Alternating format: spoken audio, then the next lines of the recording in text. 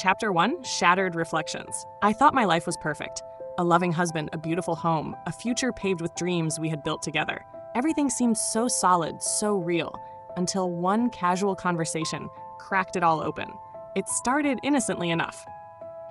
We were having coffee in the kitchen, sunlight streaming through the windows, when my husband Daniel chuckled over his cup. "Remember when we were here a few months ago?" he said, his voice warm. "You were wearing that little black dress. We couldn't even make it to the bedroom." I blinked, confused. "What are you talking about?"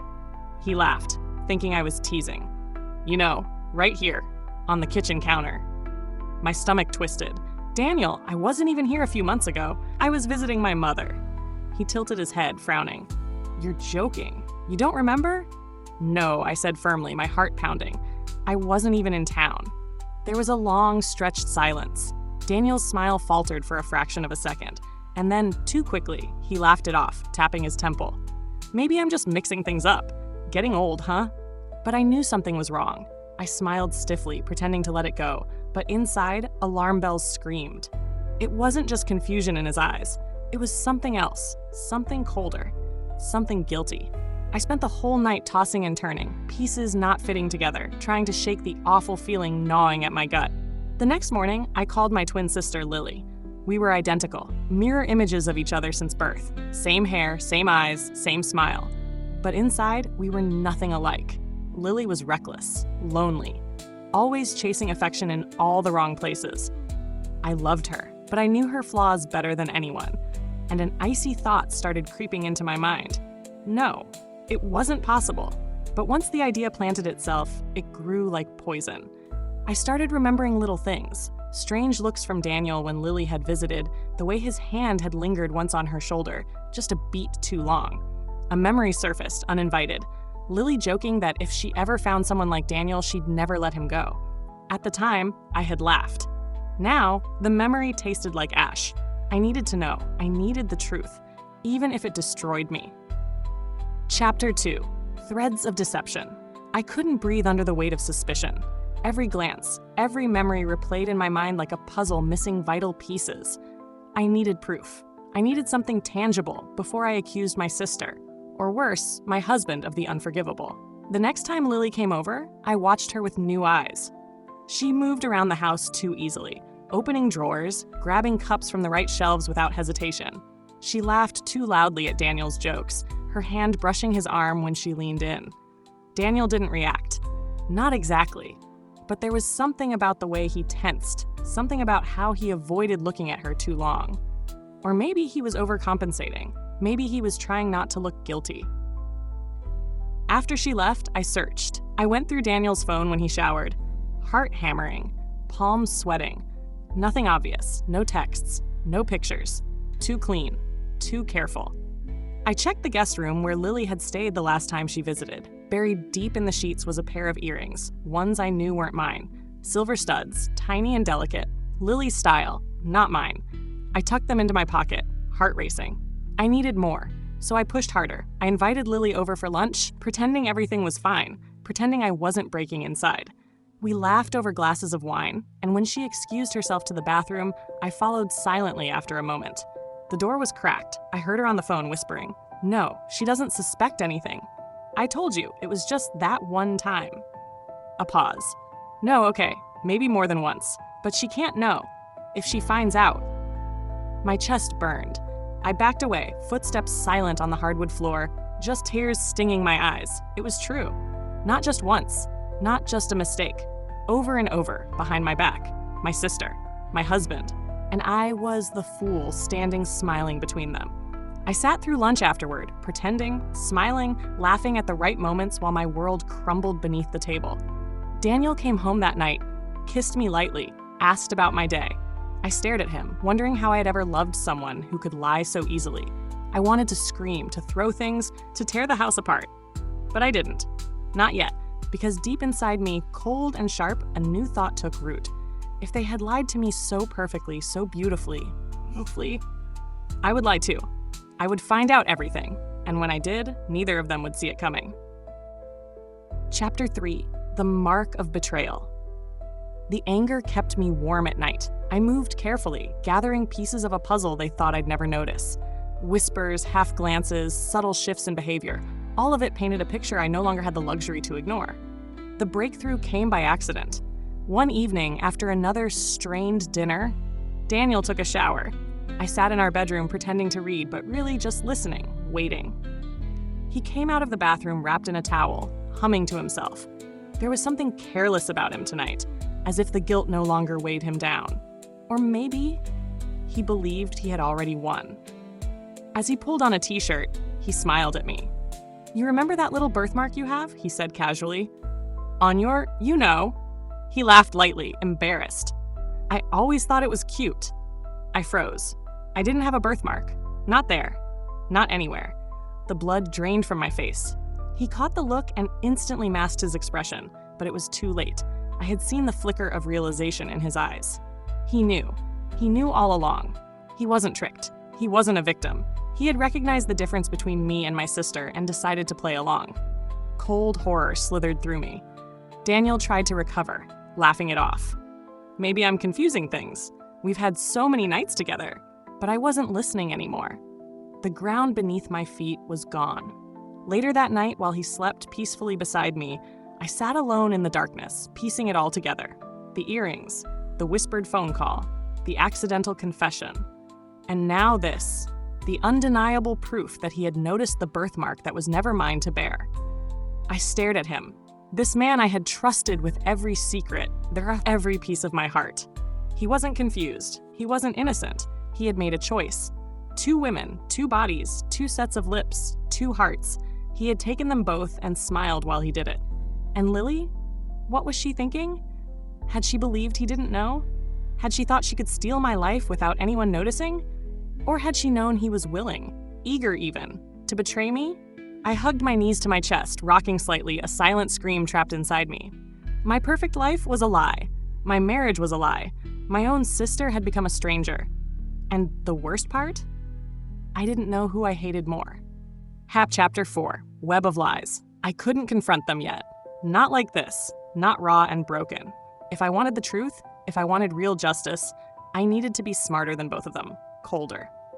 The next morning, I kissed Daniel on the cheek, smiled sweetly, and told him I had errands to run. Instead, I spent hours planning. I texted Lily, inviting her over for coffee. She agreed immediately, her usual cheerful emojis masking whatever guilt or shamelessness she carried inside. That evening, I set the stage carefully. I wore the perfume Daniel always loved, the soft sweater he always said made me look irresistible. Everything carefully crafted to remind him of the woman he thought he was playing. When Lily arrived, I acted normal. Too normal. We sat in the living room, sipping coffee, chatting about meaningless things. Inside, my heart roared like a wild animal in a cage. Daniel came home an hour later. The moment he saw us together, identical in every visible way, a flicker of discomfort crossed his face. Gone in an instant, but I caught it. Perfect. "Daniel," I said lightly, "Lily and I were just talking about our old childhood games. Remember how we used to swap clothes and trick our parents?" He chuckled awkwardly. "Yeah, I remember." Lily laughed, too loud. "You couldn't even tell us apart back then." I leaned forward, trapping Daniel with my gaze. "Could you tell us apart now?" Silence. The tension thickened until it was almost visible, heavy as fog. Daniel shifted, forcing a grin. "Of course. I'm your husband. I know every inch of you." My stomach twisted. He had chosen his words carefully. Every inch, including a birthmark that wasn't mine. I smiled sweetly. "Really? Every inch?" He hesitated, just a beat too long. Lily's laugh wavered. "Got you." I stood and turned my back to them, pretending to reach for a book on the shelf. I let the hem of my sweater lift slightly, exposing the smooth, flawless skin of my lower back. No mark. No birthmark. No hiding. When I turned around, Daniel's face had paled a shade. Lily's hand trembled as she set her coffee cup down too hard, spilling a few drops onto the table. The cracks were spreading. I decided to break them wide open. "I've been thinking," I said lightly, circling the room like a predator. "About honesty." Lily looked at me sharply. Daniel said nothing. "About how important it is to really know the people you love," I continued, voice dripping with false sweetness. Neither of them dared to breathe. I stopped directly in front of Daniel, close enough to feel the tension radiating off him. and about how betrayal, I whispered, always leaves a mark. Daniel opened his mouth to speak, but I cut him off with a single cold glance. I know everything, I said softly. Everything. Lily gasped. Daniel flinched. And in that moment, I saw the truth laid bare, raw, ugly, and undeniable. They had both betrayed me. Not by accident, not by confusion, by choice, by design. And now it was my turn to choose. Chapter 5. The price of silence. The room seemed to shrink around us. Daniel stared at me, eyes wide, lips parted as if trying to form an excuse he knew would never come. Lily had gone pale, her fingers trembling against the rim of her coffee cup. She was on the verge of tears, but not from guilt, from fear. I savored their fear. It gave me clarity. For the first time since this nightmare began, I saw everything clearly. Who they were, what they had done, and what it had turned me into. I could destroy them. A single phone call, a few well-placed words, and their lives would burn to ash. Our family would know. Friends would know. Their betrayal would be exposed, naked and raw. But what would that give me? A few moments of satisfaction? Then what? The truth was already carved into my bones. No confession could undo the damage. I sat down calmly across from them, folding my hands neatly in my lap. I'm not going to scream, I said softly. I'm not going to cry. I'm not even going to ask you why. Daniel opened his mouth again, but I raised a hand. Save it, I whispered. You lost the right to explain anything. Lily choked back a sob. Daniel dropped his gaze, shame finally cracking through his arrogance. Good, they deserved to feel small. They deserved to feel broken. But I deserved peace. And dragging this into a public circus would only keep me chained to their betrayal forever. I stood up. You'll leave, I said to Daniel. Tonight. Take your things. I don't care where you go. He nodded mutely, throat bobbing as he swallowed the truth he could no longer deny. I turned to Lily. And you, I said, voice sharp enough to draw blood, will never speak to me again. Not a message, not a call, not a letter. You no longer exist to me. Tears spilled down her cheeks, but I felt nothing. Nothing at all. I hope you got what you wanted, I said, because you both lost everything. Without waiting for their reactions, I walked away, each step heavier than the last. Through the hallway, past the memories hanging on the walls like cruel jokes, out into the sharp, cold air of the evening. I didn't cry. I didn't scream. I didn't shatter. I survived. Because some betrayals don't need revenge. Their own guilt would rot them from the inside out.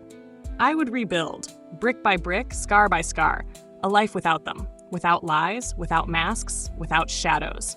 But even as I drove away, the echoes of their betrayal followed me. Love had left me, trust had abandoned me, but I still had my pride. And sometimes, that's all you need to start over. Chapter 6, Ashes and Rebirth. Months passed. Seasons shifted, people came and went, but inside me, the wreckage remained.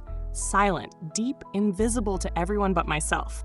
I learned how to function again, waking up without dread, breathing without breaking apart, smiling without bitterness. But I was not the same woman. The girl who once believed in forever was dead. In her place stood someone sharper, stronger, colder.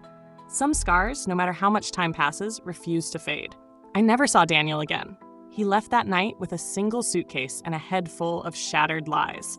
Lily tried once, one desperate letter shoved under my door. I burned it without reading a word. Some wounds don't deserve reopening. The world moved on, and so did I. I moved into a smaller place, a quiet apartment tucked above a bookstore, surrounded by the soft rustle of pages instead of broken promises. I built new routines, new dreams. I rebuilt myself. And for a long time, I thought that was enough. Until one cold evening, months later, I saw him. Daniel. Across a crowded market street, older, heavier, slower. He didn't see me, or maybe he did, and chose not to. It didn't matter. I watched him for a long moment, expecting rage, pain, grief, but all I felt was nothing. An empty, quiet kind of freedom. He looked smaller now, a man stripped of power, of illusions, and somewhere deep inside me, I felt a whisper of gratitude. He had broken me, and in doing so, he had set me free. I turned and walked away, the wind catching my hair, carrying away the last ashes of what we once were. There was no going back, no revenge, no reunion, just life. Raw and honest and mine alone, because sometimes justice isn't about punishing those who hurt you. Sometimes real justice is surviving them, thriving without them, and never ever letting them steal another piece of you again.